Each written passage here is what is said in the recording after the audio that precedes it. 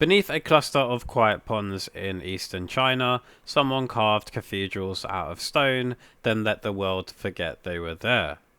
In 1992, farmers in Zhejiang province drained one of those ponds, expecting the usual sludge at the bottom. Instead, the water slid away and a doorway appeared. The floor wasn't mud, it was a staircase. The walls weren't natural, they were marked with neat, parallel strokes. When the other ponds were emptied, more openings showed up. A village of fishing holes turned out to be the roof of a hidden world. For years, the locals called these ponds bottomless. In the summer of 1992, they pumped one dry and found a staircase where mud should have been. Then another pond, another entrance. By week's end, 5 mouths had opened into worked stone. None of this was in living memory. It wasn't a tiny cellar, it was a cluster. Later surveys mapped more than 20 chambers in walking distance, all cut with the same hand and the same sudden attention to finish. These are the Longyou Caves. Dozens of hand-cut chambers, some rising close to 30 meters from floor to ceiling, some stretching across thousands of square meters. You walk in and the sound changes. Your breath comes back to you off the stone. Pillars stand where the ancient carvers chose to leave the rock in place, like trees left in a forest to hold up the canopy. Every surface, walls, ceilings, stairs is finished with the same steady rhythm of chisel marks, as if the builders wanted to sign their work with texture rather than words. The numbers are the part that makes you stop talking. To hollow out what we've found so far, more than 1 million cubic meters of stone had to be moved. Imagine one person cutting and carrying a 1 meter cube every day. Now multiply that by 1,000 people and keep them working for years. It's the scale of a state project. Labor, logistics, food and tools, yet China's famously detailed records don't mention it. Bureaucrats wrote down harvest yields and eclipses and road repairs, but not this. The silence is almost louder than the echoes.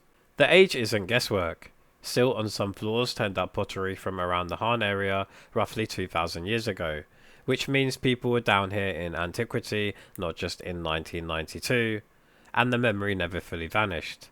A much later poem in the region hints at man-made chambers under these hills. So, it's not that Longyou was unknown, it's that the central histories didn't file it anywhere we still read. Stand close to a wall and look at the finish.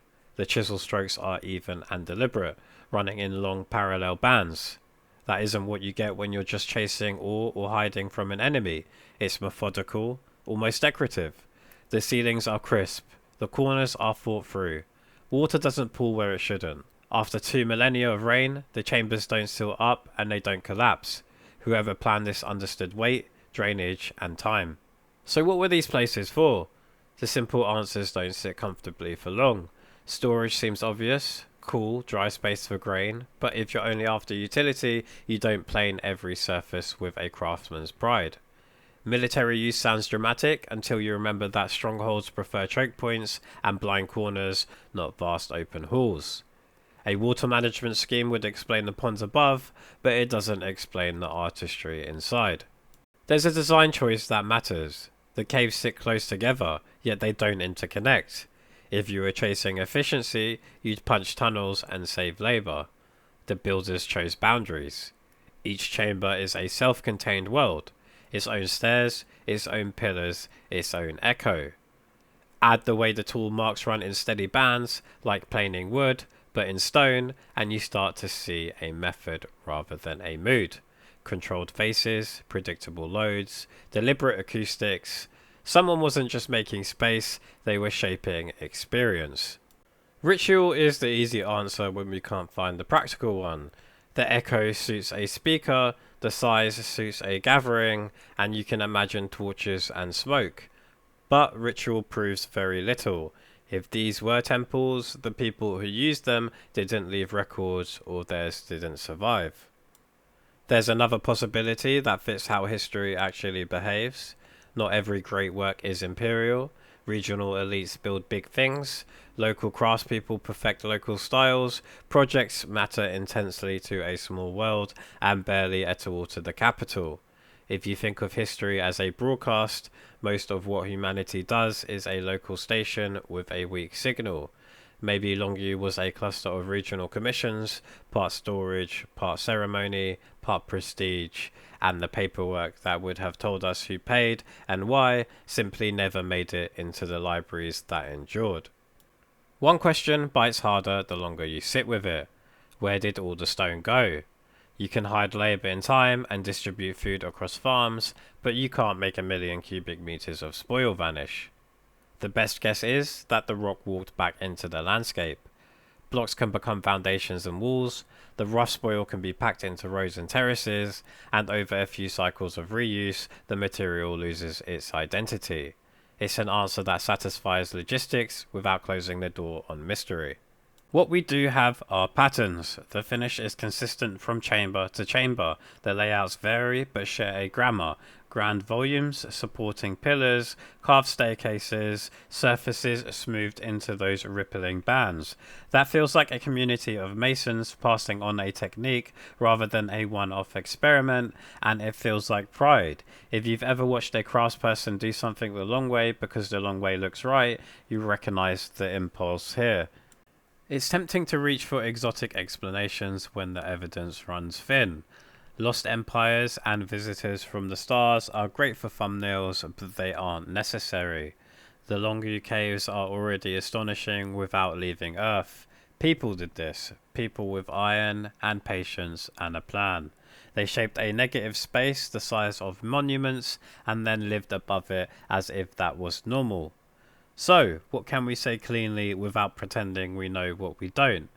The caves are human-made. They were carved in siltstone with skill and consistency. They concentrate around Longyou and nearby villages.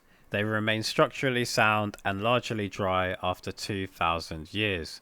They demanded staggering labour and coordination, and they were not recorded in the text that reached us. What we cannot say is the single purpose that makes all of that click into place. The best working view is modest and, to me, more interesting.